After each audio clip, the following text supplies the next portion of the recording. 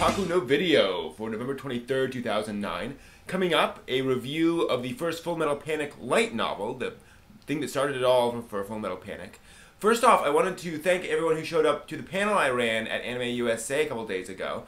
It was the Amazingly Obscure Anime panel. I was on it with Nick, where we talked about 30 really obscure anime, and great turnout, had a great time at it. It was an 11:30 p.m. panel, so it was really interesting.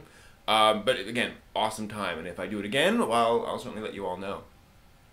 So before we get to the review, some news, actually some licensing news first off. Funimation has licensed Sekirei, which apparently is basically like a fighting girls show. No complaints here. They also nabbed both seasons of Tetsuwan Birdie Decode, and I don't know who was clamoring for that, but cool. As well as the first two Fullmetal Panic anime, the original one and Fumofu. They already have Second Raid, so I assume they're just trying to get them all together, and they'll probably do some big box set thing. Leiji Matsumoto is at it again.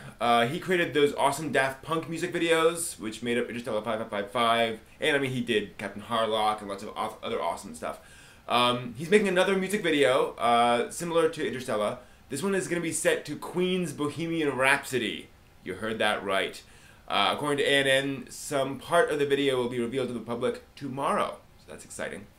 Speaking of Matsumoto, there's a new movie adaptation of one of his earliest works coming out, Space Battleship Yamato, called Star Blazers over here. It's now been revealed that they've made two endings to this, and there's going to be a special preview screening where they get to see in the screening both endings. They get to vote on the endings. Whichever one wins the vote is what will actually show up on screens. So that's kind of interesting. Finally, some news of the weird. Mamoru Hosoda, who directed The Girl Who Leapt Through Time and the upcoming Summer Wars. Well, actually, it was just released in Japan a couple months ago. I mean, he did some other cool stuff. Anyway, he was asked if he wanted to direct the upcoming Banishment of Haruhi Suzumiya movie. Yeah, the Haruhi movie. And he said he did want to do it, actually. He was interested, but apparently just kind of fell through. But boy, wouldn't that have been interesting. So, a review of the Fullmetal Panic light novel #1. Zoom in there on Sosuke and Chidori. This is what started it all. If you're at all familiar with Fullmetal Panic, this was the original light novel that got the whole franchise going. Now, just so you know where I'm coming from, I watched about the first half of the first anime series, like one episode of Fumofu, all of Fullmetal Panic: The Second Raid. Oh my gosh.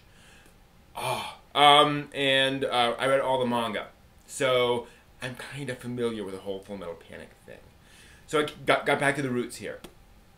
And this tells the story, no spoilers, this basically tells the story and the plot up through the first use of the Arbalist.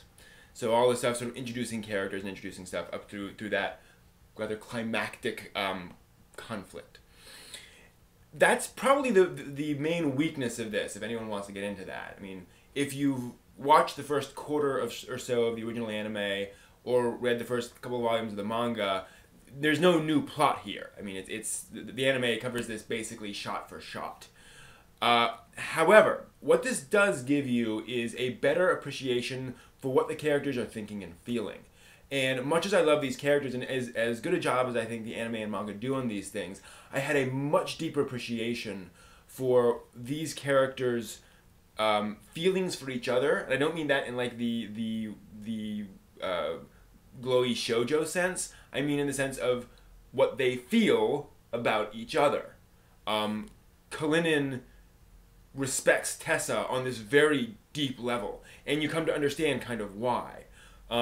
The relationship between Sosuke and Kaname is highlighted especially in a scene, again, no spoilers, but the two of them are running together, and she's just really kind of freaking out, and she puts a stop to what they're doing, and Sosuke reacts in this way that really helped you understand his character and what he's gone through. And Kaname, you understand why she's feeling what she's feeling, and she sees what Sosuke does, and because you can see inside their heads, I could much more fully appreciate what these characters were feeling, what they were going through, and what this meant to them.